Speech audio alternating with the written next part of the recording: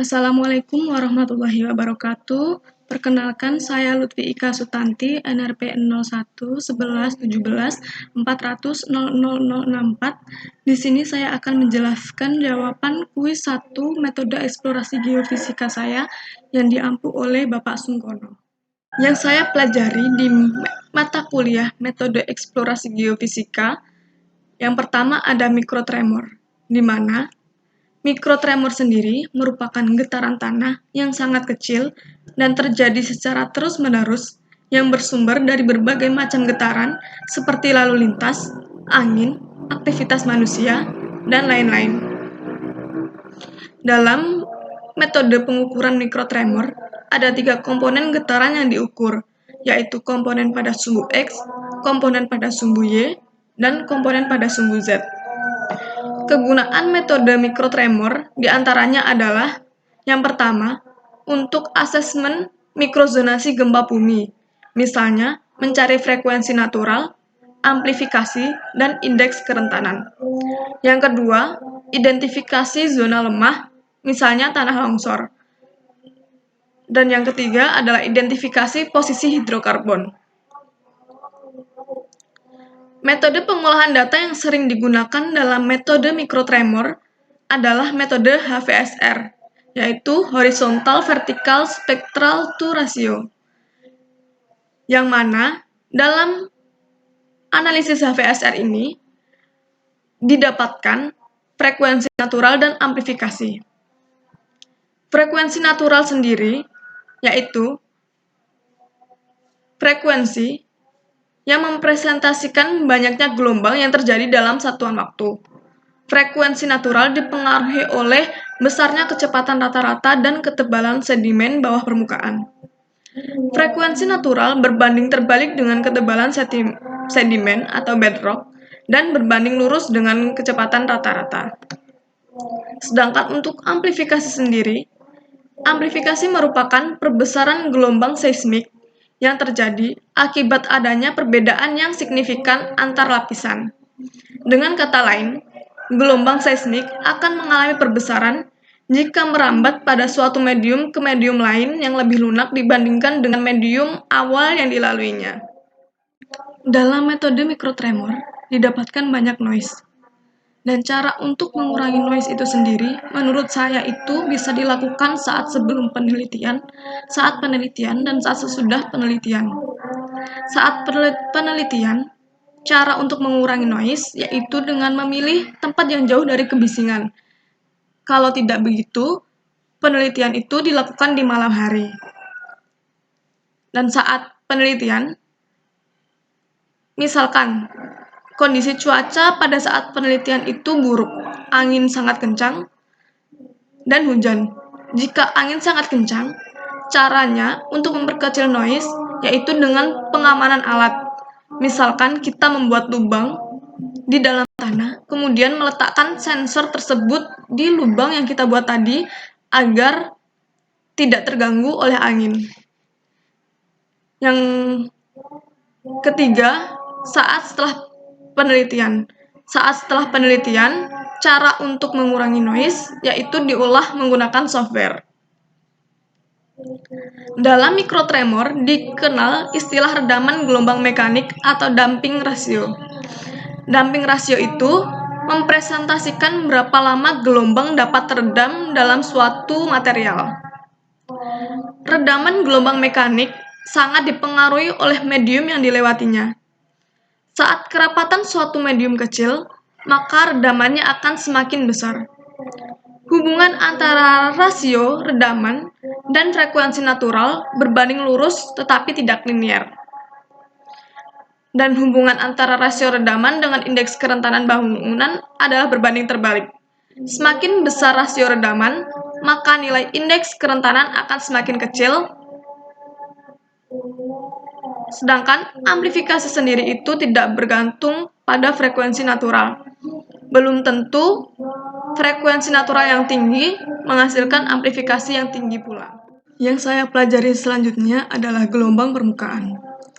Gelombang permukaan atau surface wave merupakan gelombang elastik yang menjalar sepanjang permukaan. Gelombang permukaan terdiri dari gelombang relay dan gelombang loft. Keuntungan eksplorasi gelombang permukaan diantaranya yaitu sekitar 70% dari energi gelombang seismik adalah gelombang permukaan. Pengukurannya mudah, dispersif saat melewati batas lapisan, dan akurat untuk identifikasi kecepatan gelombang geser. Ada dua sistem pengukuran dalam metode gelombang permukaan, yaitu sistem pengukuran aktif dan sistem pengukuran pasif. Dikatakan metode pengukuran aktif dikarenakan saat pengukuran, sumber yang digunakan merupakan sumber seismik buatan. Pengukuran aktif ini sendiri mirip seperti pengukuran seismik biasa, di mana geopons dibentangkan kemudian diberikan sumber buatan. Kemudian akan terekam oleh seismograf. Untuk gelombang relay, sensor geopon yang digunakan adalah sensor vertikal dan radial. Sedangkan untuk gelombang loft, digunakan sensor transversal. Untuk menganalisa gelombang relay, komponen vertikal, maka geopon yang digunakan adalah geopon vertikal dengan sumber yang vertikal juga. Dan untuk menganalisa gelombang relay arah radial, maka geopons yang digunakan adalah geopons radial dengan sumber arah vertikal. Sedangkan, untuk menganalisa gelombang loft, maka sensor geopon yang digunakan adalah geopon horizontal dengan arah transversal, dengan menggunakan sumber arah horizontal. Desain pengukuran gelombang permukaan aktif umumnya membentuk suatu baris. Sedangkan, pengukuran gelombang aktif memiliki range frekuensi 40 Hz sampai 5 Hz, yang artinya karena memiliki frekuensi itu, maka pengukuran aktif ini mampu mencitrakan dekat permukaan dengan baik. Sedangkan untuk pengukuran pasif, pengukuran ini tidak memerlukan sumber buatan. Pengukuran pasif, sistem pengukurannya mirip seperti dengan pengukuran mikrotremor, di mana sensor diletakkan begitu saja dan didesain sebagaimana mestinya. Desain pengukuran pasif itu ada bermacam-macam, misalnya bentuk lingkaran, bentuk persegi, bentuk T, bentuk L, segitiga, dan lain-lain. Pada pengukuran pasif, minimal dibutuhkan 3 sensor untuk membentuk array tertentu. Dalam setiap titik pengukuran ini memerlukan waktu kurang lebih 30 menit. Pengukuran gelombang pasif memiliki frekuensi di bawah 5 Hz, yang artinya pengukuran pasif ini mampu untuk mencitrakan atau mendeskripsikan kecepatan gelombang yang lebih dalam. Dalam metode gelombang permukaan dikenal dispersi gelombang permukaan, di mana jika sebuah amplitudo tinggi yang berada pada range waktu tertentu dan sebagai fungsi jarak dari sumber getaran atau sumber geoponnya, maka amplitudo dari gelombang relay tersebut akan semakin besar. Hal inilah yang disebut sebagai dispersi gelombang relay atau dispersi gelombang permukaan. Yang saya pelajari selanjutnya adalah resistivitas. Terdapat perbedaan antara resistansi dan resistivitas, di mana resistansi sendiri adalah daya hambatan listrik dari suatu material atau bahan yang dialiri arus listrik sehingga terjadinya beda potensial. Resistansi dipengaruhi oleh karakteristik suatu material atau bahan, serta luas dan panjang dari material tersebut. Atau bisa dikatakan, selain bergantung kepada karakteristik atau sifat material, nilai resistansi ini bergantung pada ukuran atau geometri suatu material. Resistansi sendiri dideskripsikan sebagai R sesuai dengan hukum Ohm, maka R itu sama dengan V per I, di mana V adalah tegangan, yang satuannya volt, dan I adalah arus, yang satuannya ampere. Sedangkan resistansi sendiri, satuannya adalah Ohm. Resistansi berbanding terbalik dengan luas permukaan suatu material atau bahan dan berbanding lurus dengan panjang suatu material atau bahan.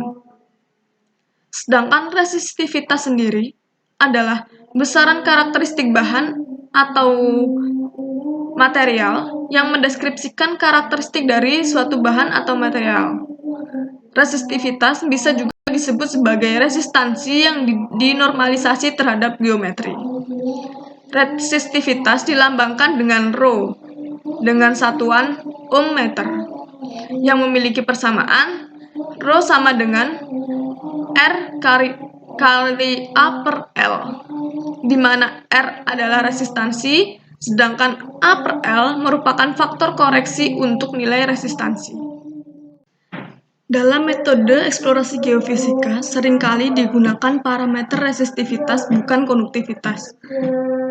Hal ini dikarenakan resistivitas memiliki range yang lebar dengan nilai range yang besar dibandingkan dengan konduktivitas yang memiliki range yang lebih kecil dari resistivitas.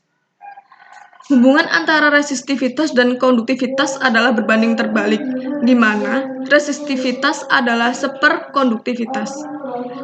Hal itu menyebabkan jikalau nilai resistivitasnya besar, maka nilai konduktivitasnya akan kecil, dan begitu pula sebaliknya.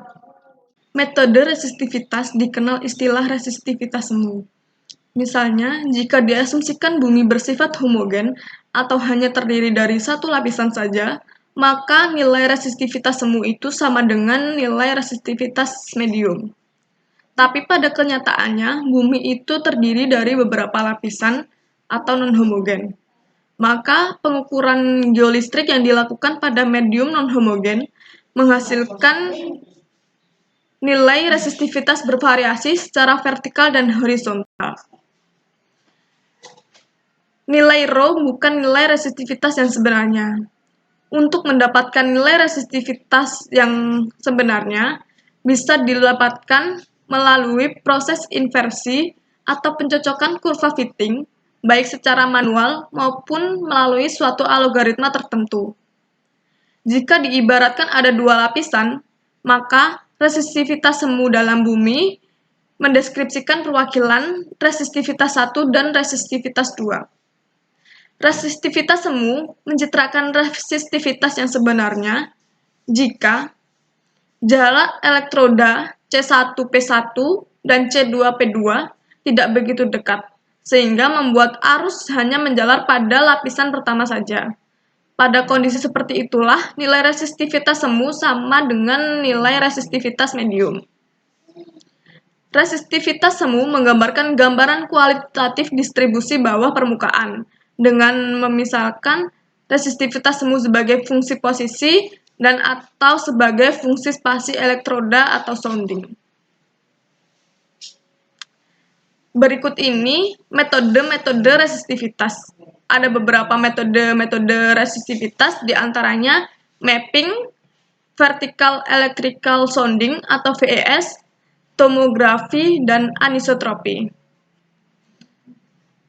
Mapping digunakan untuk mengetahui variasi resistivitas sebagai fungsi Dantum point. Biasanya dilakukan dengan menggunakan spasi elektroda yang sama, tetapi Dantum point-nya atau titik tengah antara P1 dan P2 atau C1 dan T2 selalu berubah-ubah. Mapping umumnya menggunakan konfigurasi Wiener karena akurat untuk mengidentifikasi resistivitas secara horizontal. Hasil yang didapat dari metode mapping ini adalah posisi dan resistivitas semu. Untuk vertical electrical sounding atau VES, biasanya digunakan konfigurasi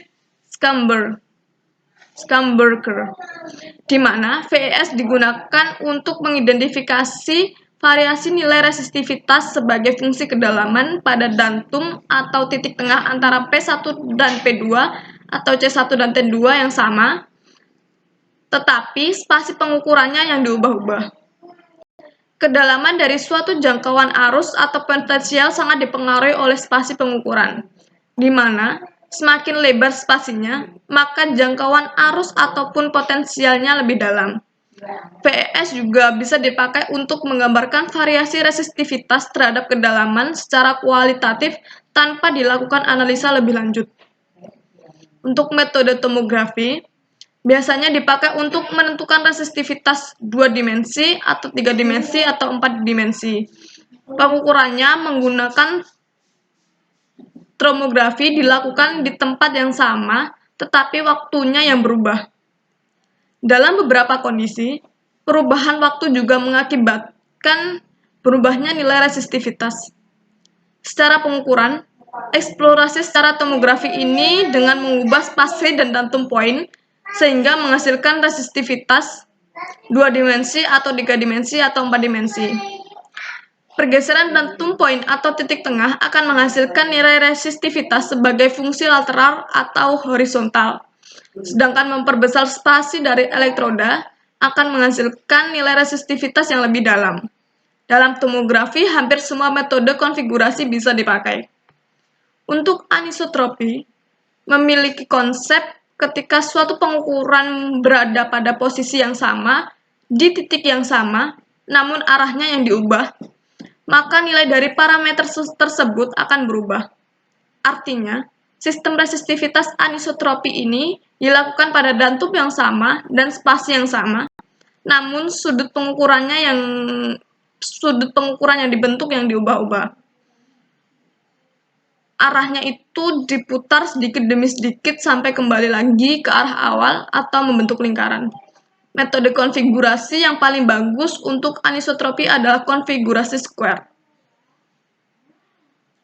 Parameter yang mempengaruhi nilai resistivitas pada batuan adalah porositas, fluida, kandungan lempung atau clay, dan saturasi.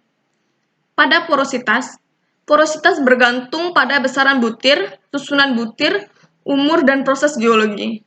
Semakin besar ukuran butir dari suatu bahan, maka porositasnya akan semakin besar juga. Untuk susunan matriks batuan, jika susunan batuan seragam dan teratur, maka porositasnya akan semakin besar. Porositas yang besar mengakibatkan nilai resistivitas yang besar juga. Untuk fluida, resistivitas dikontrol oleh fluida, terutama fluida elektrolit. Fluida ini biasanya mengisi pori-pori atau rekahan dari suatu batuan, dan di fluida inilah arus akan mengalir. Kandungan lempung atau clay.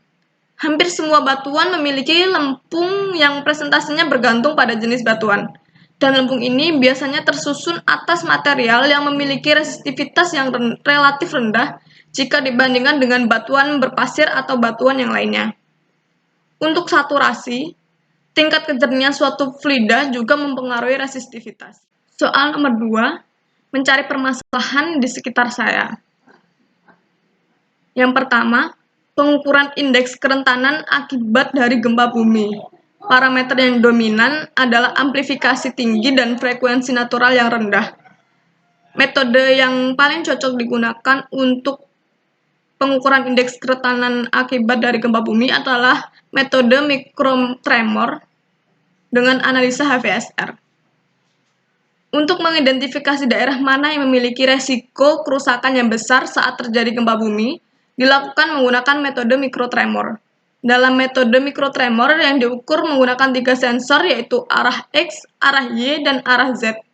Dari data yang didapatkan dari penelitian adalah data domain fungsi waktu, kemudian diolah menggunakan software menjadi domain fungsi frekuensi. Analisa mikrotremor yang digunakan adalah analisa HVSR. Dalam analisa HVSR terdapat 2 parameter utama, yaitu amplifikasi dan frekuensi natural.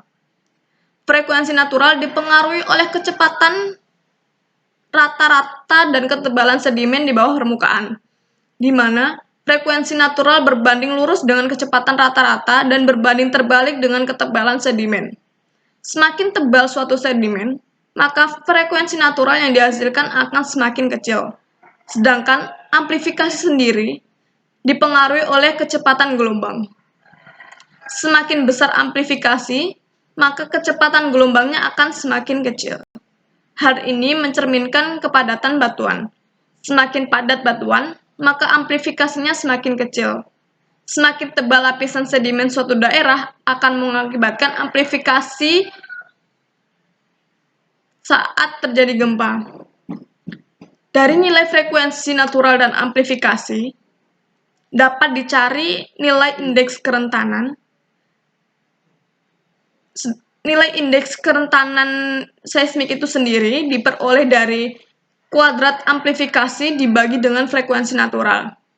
Dari hal tersebut diketahui bahwa indeks kerentanan seismik berbanding lurus dengan amplifikasi dan berbanding terbalik dengan frekuensi natural. Semakin besar indeks kerentanan, maka amplifikasinya akan semakin besar. Juga, tetapi frekuensi naturalnya akan semakin kecil. Tinggi rendahnya nilai indeks kerentanan seismik berbanding dengan tingkat kerusakan suatu daerah. Dan dari itu mencerminkan jika nilai indeks kerentanan seismik tinggi, maka daerah itu memiliki kerusakan yang sangat besar jika terjadi gempa. Dan begitu pula sebaliknya. Kesalahan yang selanjutnya adalah kerusakan jalan. Parameter yang dominan adalah kecepatan gelombang geser, dan metode yang paling cocok digunakan untuk analisis kerusakan jalan adalah metode gelombang permukaan atau MASW, Multi-Channel Analysis of Surface Wave. Di daerah saya itu banyak sekali terjadi kerusakan jalan, seperti penggembungan jalan atau retaknya jalan raya. Hal ini diakibatkan oleh lunaknya lapisan tanah yang berada di bawah jalan tersebut. Dan untuk mengevaluasi konstruksi dari awal hingga akhir ini, digunakanlah metode gelombang permukaan.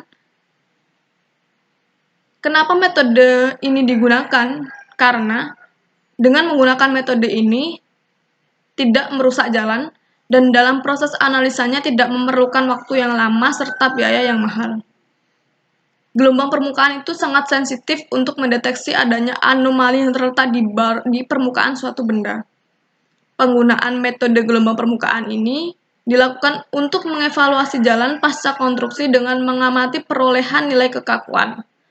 Dalam metode gelombang permukaan, data seismik yang telah diukur dan direkam oleh seismograf selanjutnya akan diproses serta dianalisis.